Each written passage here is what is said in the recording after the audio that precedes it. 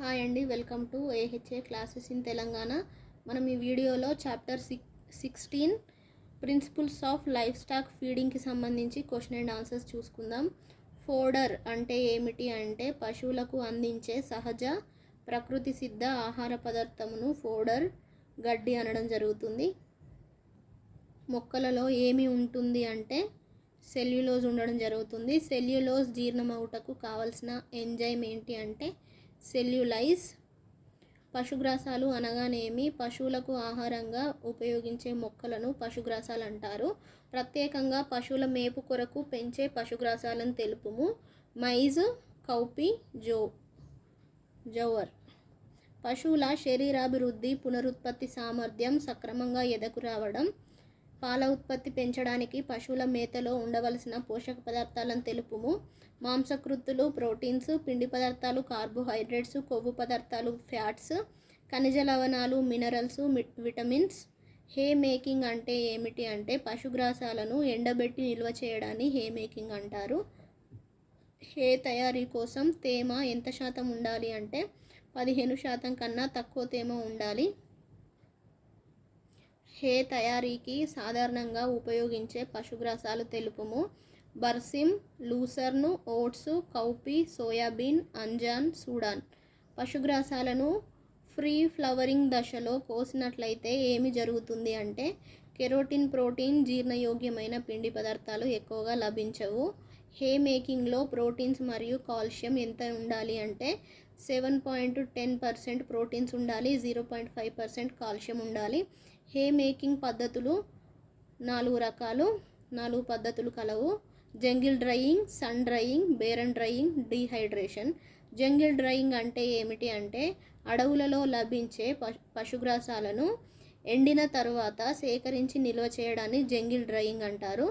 Jungle డ్రైయింగ్లో ఏమి ఉంటుంది అంటే లిగ్నిఫికేషన్ ఎక్కువగా, డైజెస్టబిలిటీ మరియు పోషక విలువలు తక్కువగా ఉండును.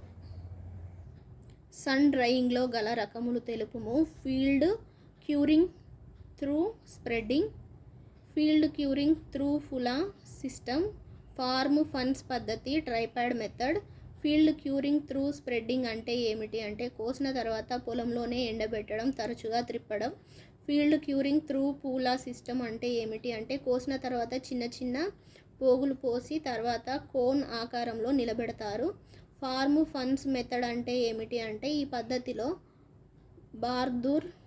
బార్బుద్ వైర్ ఫెన్సింగ్ లేక ప్రహారీ గోడపై ఎండబెడతారు. ట్రైపాడ్ మెథడ్ అంటే ఏమిటి అంటే 2.5 లేదా 3 మీటర్ల పొడవు గల కర్రకు లేక ఇనుప ఘనాలతో ట్రైపాడ్లను చేసి వాటిని తాళ్లతో లేక వైర్లతో కలిపి వాటిపై ఎండబెడతారు. బేరన్ డ్రైయింగ్ అంటే ఏమిటి అంటే ఈ పద్ధతిలో క్రింద నుండి చాప్లై బోమర్స్ సహాయంతో గాలిని ప్రసరింపజేసి ఆరేటట్లు చేస్తారు. డీహైడ్రేషన్ అంటే ఏమిటి అంటే ఈ పద్ధతిలో వేడి గాలిని ఒత్తిడిలో ప్రసరింపజేసి ఆరబెడతారు. డీహైడ్రేషన్ వలన కలిగే లాభాలను తెలుపుము. తొందరగా ఎండబెట్టవచ్చు. ఎంజైమ్ల యాక్టివిటీ వలన కలిగే నష్టాన్ని తగ్గించవచ్చును. ఆకులు రాలడం తక్కువ. పశుగ్రాసాన్ని కట్టలు కట్టి ఎండబెట్టవచ్చును.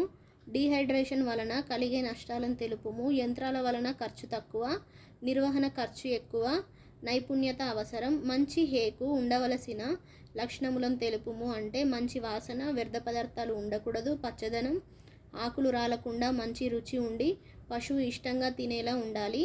హేను నిల్వ చేయు పద్ధతులను తెలుపుము. లాస్ హే, బేల్ట్ హే, చాఫ్డ్ హే, పెల్లెటెడ్ హే.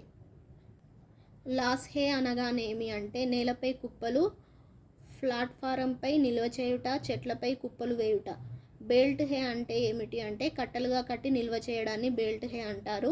చాఫ్డ్ హే అంటే ఏమిటి అంటే ముక్కలుగా కత్తిరించి నిల్వ చేయడాన్ని చాఫ్డ్ హే అంటారు. చాఫింగ్ అంటే ఏమిటి అంటే గడ్డిని లేదా పశుగ్రాసాన్ని ముక్కలుగా కత్తిరించడాన్ని చాఫింగ్ అంటారు. చాఫ్ కట్టర్ అనగానే ఏమి అంటే గడ్డిని కత్తిరించే పరికరం లేదా యంత్రాన్ని చాఫ్ కట్టర్ అంటారు. పెల్లెటెడ్ హే అంటే ఏమిటి అంటే గ్రైండ్ చేసి బైండింగ్ ఏజెంట్ను కలిపి పెల్లెట్ లాగా తయారు చేసి నిల్వ చేయడాన్ని పెల్లెట్ హే అంటారు. సైలేజ్కి మరి ఒక పేరు పాతరగడ్డి లేదా మాగుడు గడ్డి. అనరోబిక్ అంటే ఏమిటి అంటే వితౌట్ ఎయిర్. సాయిల్ అనగానేమి అంటే పిట్. సైలో అనగానేమి అంటే పిట్టు లేదా గొయ్యి. సైలేజ్ అనగానేమి అంటే పశుగ్రాసాన్ని కంట్రోల్డ్ అనరోబిక్ ఫర్మెంటేషన్ ద్వారా నిల్వ చేయడాన్ని సైలేజ్ అంటారు. పోషక విలువలు ఎక్కువగా కలిగి ఉన్న పశుగ్రాసం ఏది అంటే సైలేజ్. సైలేజ్ తయారీకి ఎక్కువగా ఉపయోగించే పశుగ్రాసాలను తెలుపుము. మొక్కజొన్న, జొన్న. స్టైలోలలో రకాలను తెలుపుము. Trench silo, tower silo, pit silo. Brick silo అంటే ఏమిటి? ఇటుకలతో చేసేది. సిమెంట్ స్టైలో అంటే ఏమిటి? సిమెంట్తో తయారు చేసేది. స్టెయిన్లెస్ స్టీల్ స్టైలో అంటే ఏమిటి అంటే పిట్టి యొక్క నేల భాగం మరియు ప్రక్క భాగాలను ఆవు పేడ మరియు బంకమట్టిలను 1 నిష్పత్తిలో కలిపి అలుకుతారు. స్టైలోలను నింపు విధానమును తెలుపుము అంటే చాఫింగ్, తొక్కించాలి, ఓపెన్ చేసిన నెలలోపు పూర్తి చేయాలి. సిపిని విశదీకరించండి. Crude protein. సిఎఫ్ని నిర్వచించండి. Crude fibre. టీఈడి కాదండి, అది టీడీఎన్ అండి. అది TDN total digestible nutrients. Classification of feeds అంటే ఏమిటి అంటే సమాన పోషక విలువలు కల పదార్థాలను గ్రూపులుగా చేయడాన్ని క్లాసిఫికేషన్ ఆఫ్ ఫీడ్స్ అంటారు. ఫీడ్స్ ఎన్ని రకాలు అంటే ఫీడ్స్ 2 రకాలు. రఫేజెస్, కాన్సన్ట్రేట్స్ 2 రకాలు. రఫేజెస్ ఎన్ని రకాలు అంటే 2 రకాలు. Dry roughages, green roughages. Dry roughages ఎన్ని రకాలు అంటే 2 రకాలు. Leguminous, non leguminous. లెగ్యూమినస్లో ఎక్కువగా ఉండేది ఏమిటి అంటే CP, crude protein. Non leguminous ఎన్ని రకాలు, అవి ఏవి అంటే grains, by products, plant proteins, animal proteins. Roughage అంటే ఏమిటి అంటే క్రూడ్ ఫైబర్ 18% కంటే ఎక్కువగా ఉన్న మేతలను రఫేజెస్ అంటారు. డ్రై రఫేజెస్ అంటే ఏమిటి అంటే 10 to 15% తేమ ఉన్నట్లయితే వాటిని డ్రై రఫేజెస్ అంటారు. గ్రీన్ రఫేజెస్ అంటే ఏమిటి అంటే 70% కంటే ఎక్కువ తేమ ఉంటే వాటిని గ్రీన్ రఫేజెస్ అంటారు. డ్రై రఫేజెస్కి ఉదాహరణ హే మరియు స్ట్రా. హేలోని రకాలను చూసుకున్నట్లయితే లూసర్న్ హే, బెర్సిమ్ హే, సన్ హెంప్ హే. స్ట్రా అనగానేమి అంటే పంట కోసిన గింజలను తీసివేసిన తర్వాత మిగిలిన కాండాన్ని స్ట్రా అనడం జరుగుతుంది. స్ట్రాకి ఉదాహరణ పెడిస్ట్రీ, రాగి స్ట్రా, మైకే స్ట్రా, గ్రౌండ్నట్ మొదలగునవి. గ్రీన్ మరియు సక్యులార్ రఫేజెస్లో ఎంత శాతం తేమ ఉంటుంది అంటే 50 to 90%. ప్యాచర్స్ అంటే ఏమిటి అంటే ఇవి అడవులలో వ్యవసాయానికి పనికిరాని ప్రదేశాలలో వర్షాధారంగా పెరిగే పశుగ్రాసాలను ప్యాచర్స్ అంటారు. గ్రీన్ ఫాడర్స్ అంటే ఏమిటి, అవి ఎన్ని రకాలు అంటే legume fodders, non legume fodders, fodder trees 3 రకాలు. లెగ్యూమ్ ఫాడర్స్కి ఉదాహరణ లూసర్న్, బెర్సిమ్, పిల్లి పెసర, సన్ హెంప్. నాన్ లెగ్యూమ్ ఫోడర్స్కి ఉదాహరణ below 4% proteins, jowar, maize, Napier, guinea, para, అంజన్, దివానాద్, రోడ్స్, గ్రాస్మెట్. ఫాడర్స్ ట్రీకి ఉదాహరణ సుబాబుల్, అవిస, వేప, తుమ్మ, పీపల్, రావి మొదలగునవి. కాన్సన్ట్రేట్స్ ఎన్ని రకాలు అంటే 2 రకాలు. Basal feeds, protein supplements. Basal ఫీడ్స్కి మరి ఒక పేరు high energy feeds. Basal feeds వేటిని కలిగి ఉంటాయి అంటే cereal grains, green by products. Cereal గ్రైన్స్కి ఉదాహరణ jowar, maize, rice, bajra. Green by ప్రోడక్ట్స్కి ఉదాహరణ ఇవి గ్రెయిన్స్ ప్రాసెసింగ్లో వచ్చే ఉప ఉత్పత్తులు రైస్ బ్రౌన్, వీట్ బ్రౌన్, గ్రాయాస్క్, రైస్ పాలిషింగ్స్. ప్రోటీన్ సప్లిమెంట్స్లోని రకాలను తెలుపుము. Vegetable protein supplements, animal protein supplements, marine feed supplements, animal protein supplements. వీటిలో ప్రోటీన్స్ 20% కంటే ఎక్కువగా ఉంటుంది. వెజిటేబుల్ ప్రోటీన్ సప్లిమెంట్స్ అనగానేమి అంటే వృక్ష సంబంధ protein supplements. Example groundnut cake, gingelly cake, sunflower cake, coconut cake, cotton seed cake. Animal protein supplements అనగానేమి అంటే జంతు సంబంధ ప్రోటీన్ సప్లిమెంట్స్ని ఎనిమల్ సంబంధ ప్రోటీన్ సప్లిమెంట్స్ అంటారు.